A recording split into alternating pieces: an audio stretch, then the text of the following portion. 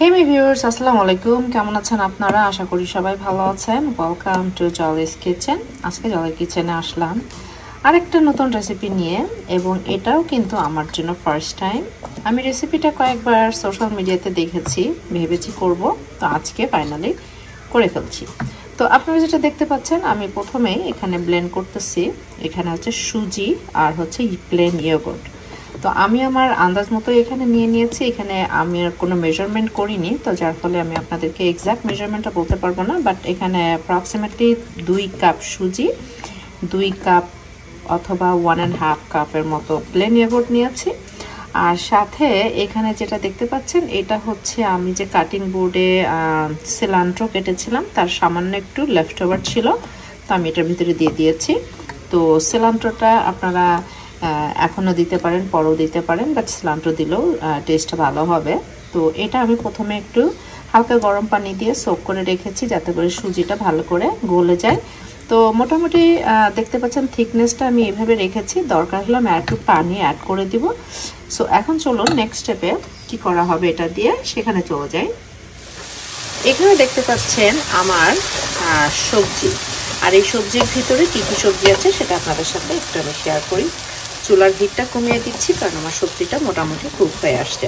এখানে গাজর দিয়েছি, কর্ন দিয়েছি, এখানে বেল পেপার দিয়েছি, লাল পেঁয়াজ দিয়েছি, আপনারা ব্রাউন পেঁয়াজও ইউজ করতে পারেন। তো 2 নাম্বার স্টেপটা হচ্ছে এখন সুজি এবং সবজিটা একসাথে মিশাতে হবে। তারপরে চলে যাব স্টেপ 3তে। বাই দ্য ওয়ে, এর ভিতরে কিন্তু একটু গার্লিক দিয়েছি, একটু জিঞ্জার পাউডার দিয়েছি, গার্লিক পাউডার দিয়েছি, আর লবণ দিয়েছি। তো আপনারা এটা একটু ফ্লেভার করার জন্য একটু ধনিয়া, একটু জিরা এটাও দিতে পারেন, তাহলে টেস্টটা ভালো হবে আর কি। এখন স্টেপ 3 হচ্ছে আমার সুজি এবং সবজি একসাথে এটাকে ভালো করে মিশাতে হবে।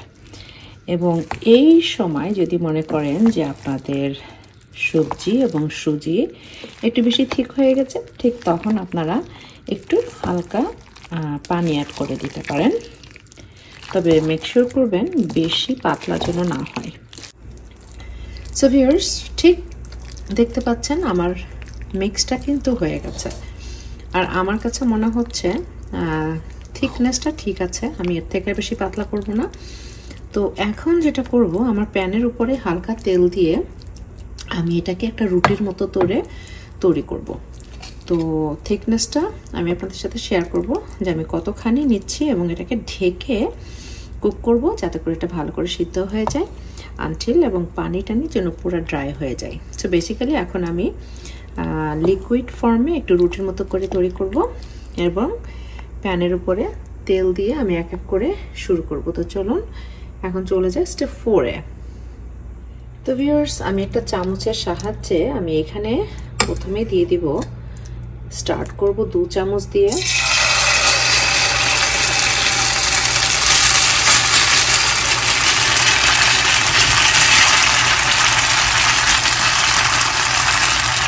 আমি তেলটা আরেকটু কম দিব নেক্সট টাইম। আমার কাছে মনে হচ্ছে তেলটা আরেকটু কম দিলে ভালো হবে, এত তেল দেওয়ার দরকার নেই।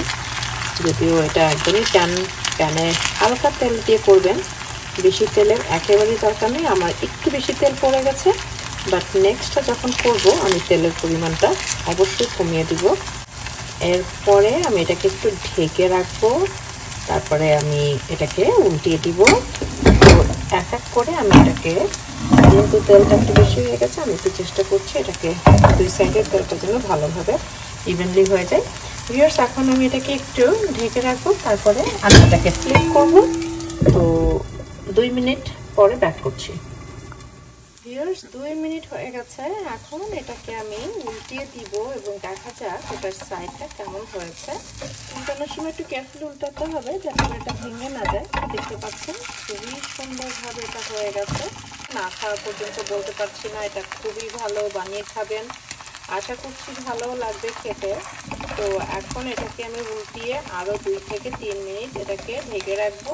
এরপরে আমি এটা ঠান্ডা হলে খেয়ে তারপরে আপনাদের সাথে রিভিউ দিব এবং রেকমেন্ড করব আপনারা এটা বানাবেন কি বানাবেন না।